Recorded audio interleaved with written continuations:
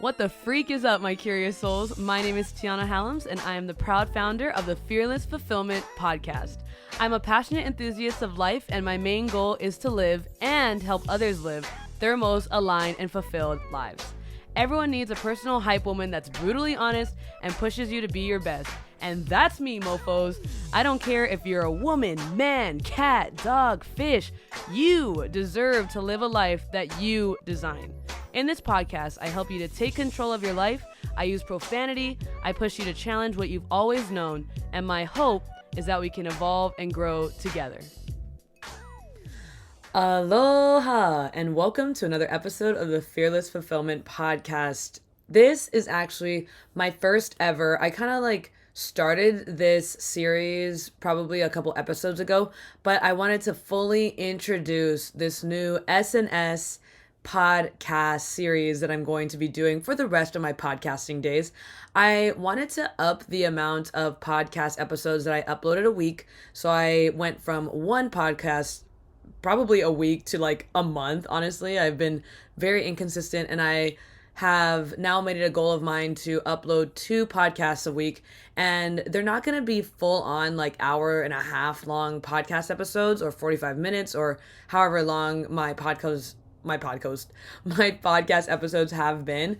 They're going to be what I call S&S episodes, which is short and sweet. So every Friday, I'm going to do a short and sweet episode to kind of just kickstart your weekend and maybe even get you to completely reset and reframe your thoughts in terms of whatever subject that I decide to talk about, so that you can start your next week off in the best footing and in the best way that you possibly can. So I thought that would be really awesome, that I keep my Wednesdays being these very dense and compact and very in-depth podcast episodes that kind of take a longer time to record and edit. And then on Fridays, I'll do one that kind of just sparks my interest and something that I become passionate about probably throughout the week or get inspired to do throughout the week. And then hopefully someone out there needs to hear this and hear what I have to say, and then bring that into their weekend and continue to implement that with everything that they do. So very, very excited about that. So this is my first official announcement of the launching of the S&S series, which stands for short and sweet. Yes, I'm super cute. Probably other people are doing this. I really don't know. Honestly, I haven't really looked this up, but it came to me, so we're rolling with it. Anyway, welcome to the first short and sweet episode. If this is your first time being here in the Fearless Fulfillment family, welcome. Welcome to the best freaking community that you'll ever be a part of. Because although you can't see and or hear anyone else other than me, know that you are fully supported and that we're all working and growing and trying to get to a higher level of ourselves every single day. And so this Fearless Fulfillment family is all about living a life that is fearlessly fulfilled in every single aspect of your life, okay?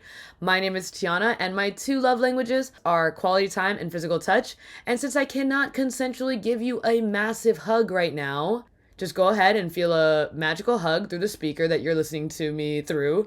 But your time means the absolute world to me. So the fact that you've decided to spend your time here, oh my gosh, I literally cannot even describe how honored and how blessed I feel that you could be doing a million other things right now, but you have chosen to spend your time here with me, and I do not take that lightly. So thank you so much.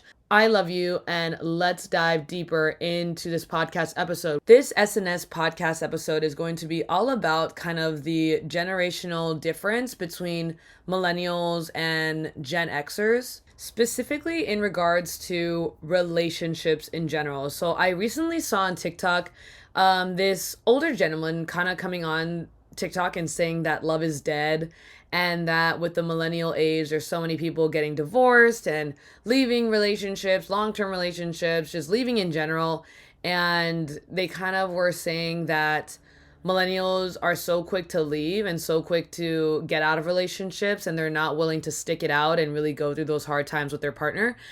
And I can see what they're saying, because yes, if you look at stats, and I'm pretty sure if you just look at relationships in general, a lot of people are not staying together for as long as what Generation X is used to, where you get married and you just tough it out and you just freaking do it, I guess.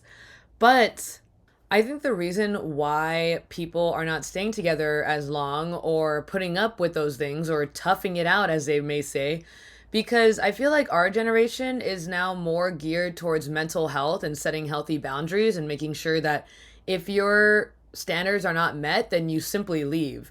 And that's totally my philosophy. Like I'm a typical millennial, if I may say so myself. Like I think that with this generation that's coming up in the millennial age, we're more geared towards healing trauma and diving deeper into our mental health and making sure that we are actually happy in the relationships that we're in. And if we're not, then we get on out of there. And I need to preface that with this. I'm not talking about toughing out like the ups and downs of life. Like, let's say you're with your partner and they lose their job and you end up leaving them because they lose their job. Like, that's pretty messed up.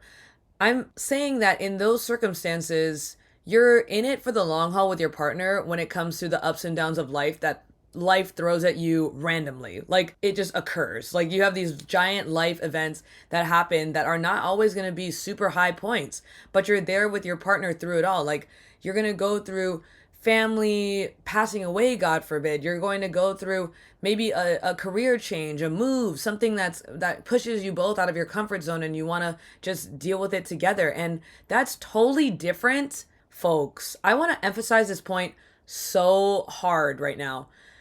When I'm talking about ups and downs of life, I'm talking about events in life that just simply happen that you couldn't have called, like an accident, God forbid, or something that's out of your control that you did not bring upon yourself, that life itself just gave and just dropped on your doorstep. Those are the ups and downs of life that a relationship should be going through. Ups and downs of life is not you cheating and then getting back together and like toughing it out and like going through that because they continue to cheat on you, but this is just what a ride or die does. Or ups and downs is not getting emotionally, physically, or mentally abused every single day by your partner and then just toughing it out because you love them and you built such a strong life and maybe you have like 3 kids with this person. Like who gives a damn?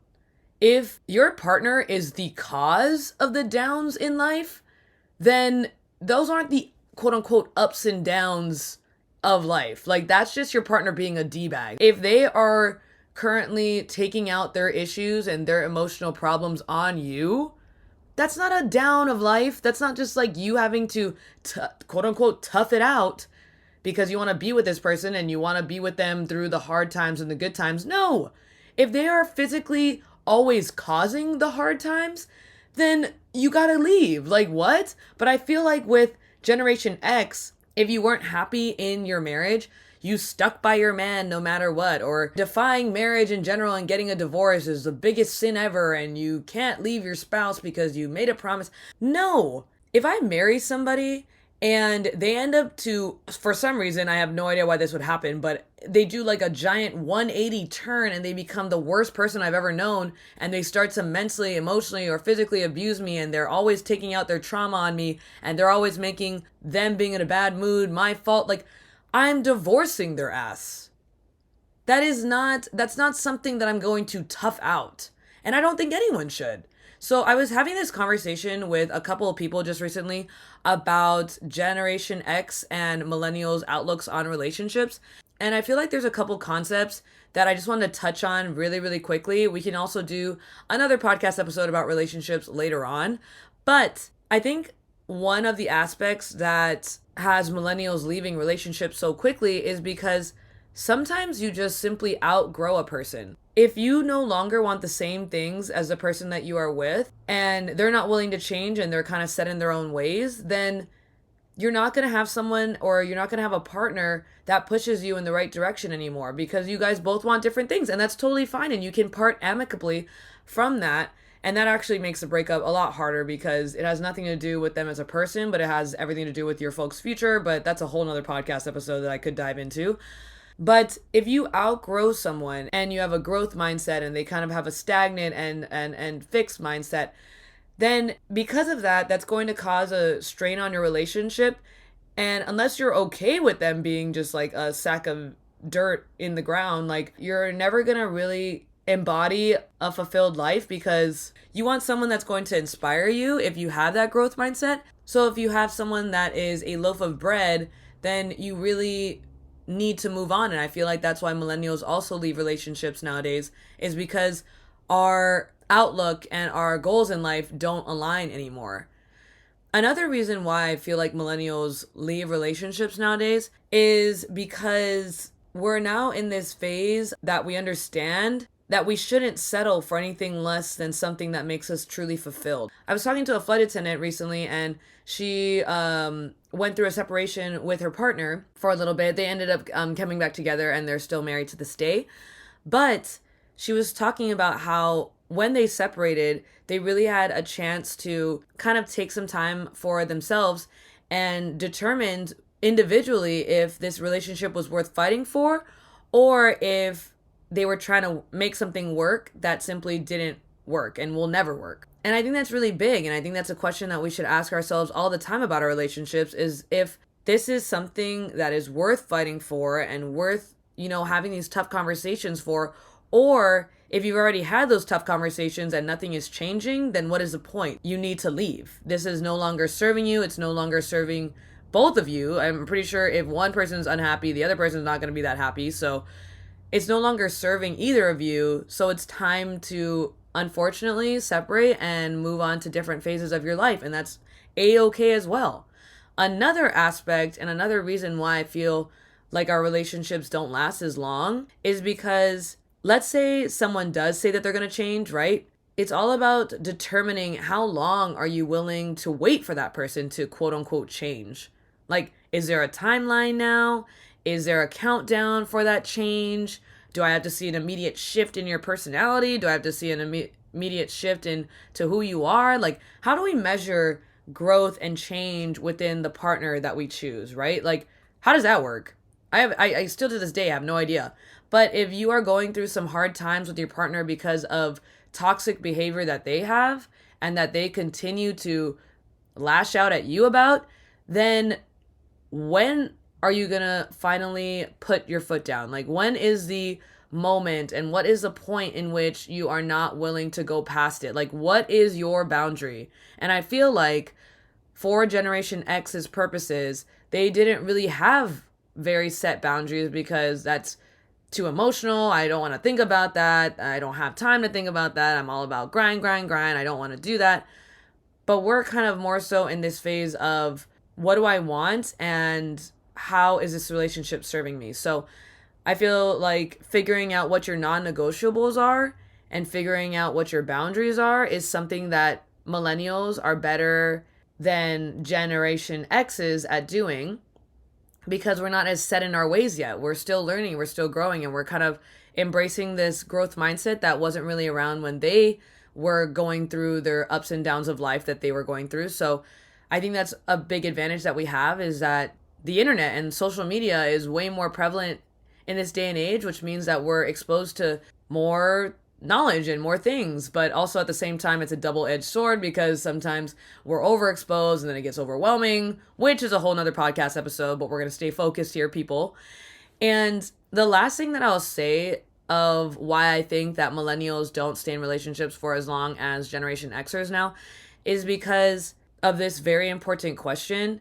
Is it really, now in your relationship, is it you folks quote unquote toughing it out and going through those ups and downs together?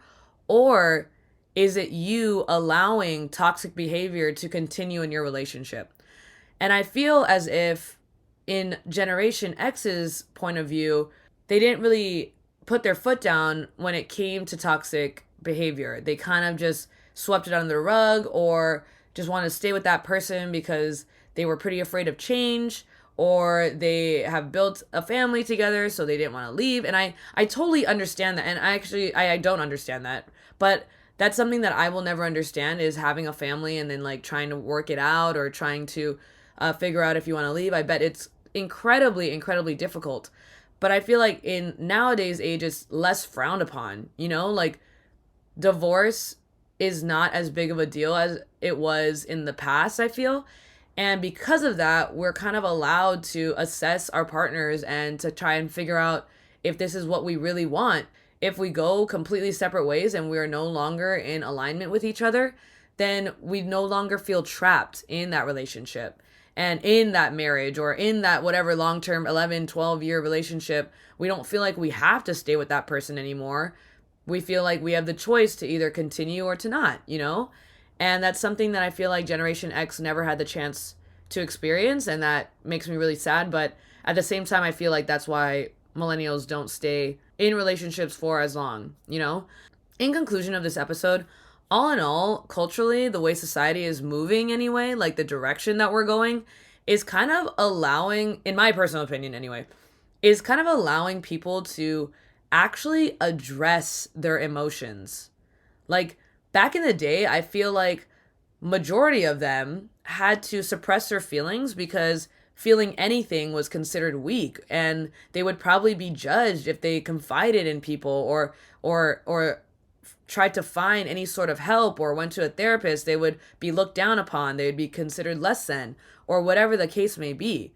But now I feel like our generation, the millennials, are breaking and trying to break our generational trauma that was placed upon us and take the amazing lessons that our parents and guardians have taught us. And because they have taught us a lot of amazing things, and I won't just sit here and say that my parents taught me nothing and they know nothing. Like, no way.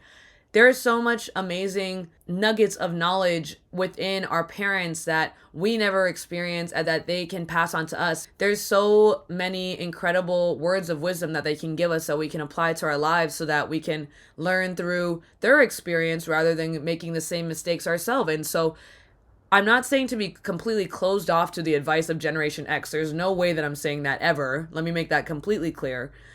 But I feel like we now can take what we need and what resonates with us and leave what we don't. AKA, we take those amazing and incredible lessons that they want to teach us, and then we leave their toxic behavior that we can address right now and we can see. So we actually have the power to leave those toxicity pieces behind. And I feel like our millennial generation is in charge of essentially rebuilding the entire freaking earth because of the environmental issues that are happening, the political issues that are happening. And now we have to not only worry about our generational trauma that we're trying to fix and being that person that breaks the cycle, which is huge. We now have to worry about, I don't know, continuing the earth and making sure that we can actually survive. Like, what?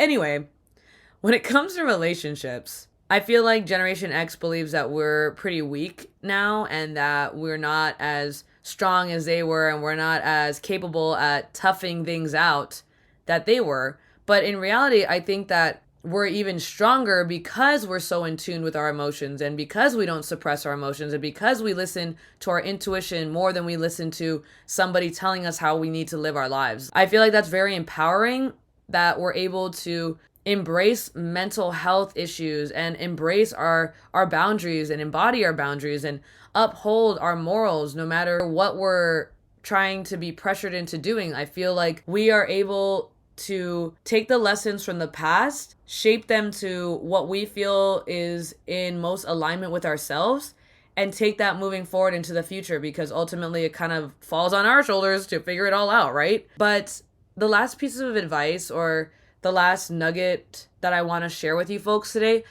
is the fact that if you're going through something right now, whether that be a romantic partnership or a friendship or, you know, maybe a family member where you're trying to set some hard boundaries, just know that you are not weak because you decide to listen to your emotions. You're not weak because you are going through something right now that you're struggling with and you need to confide in people. In fact, you're even stronger than people who suppress their feelings, because it's very easy to turn a blind eye to your feelings. It's very easy to ignore the signs and just be like, oh, I'm fine, I'm good, until you're not good anymore, right? Making sure that you take your mental health seriously, especially when it comes to relationships, is huge in living a life that is fully aligned to yourself. So don't feel bad about having these tough conversations. Don't feel bad about leaving a relationship that no longer serves you, because in reality, this is your life. Okay? This is nobody else's life. And I know that the breakup or the separation might be hard, but you are stronger than that. And you're going to come out the other end knowing that you made a choice that was for you. It had nothing to do with what people might think of you if you left, or what people might say about you, or what he might think of you, or he or she might think of you because you left. It's all about what best serves you. And obviously, you should tough it out with them if it comes to circumstances that life brings at your doorstep. But if you evaluate it and you realize that, oh my God, every low that I've ever felt has actually stemmed from my partner. Like every low that I've ever been a part of has stemmed because he or she is having a bad day, or they are taking their work life out on me, or blah, blah, blah, etc. You know exactly what I'm talking about. So if those ups and downs of life are because your partner is literally emotionally unstable and not supporting you in the way that you need, feel free to leave. You have the autonomy and the willpower and the authority and the right to leave and protect your space.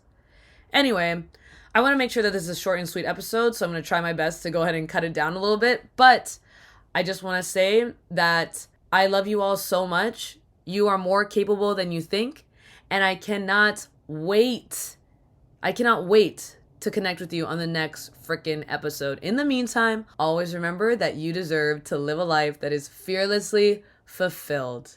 All right. My Jollos.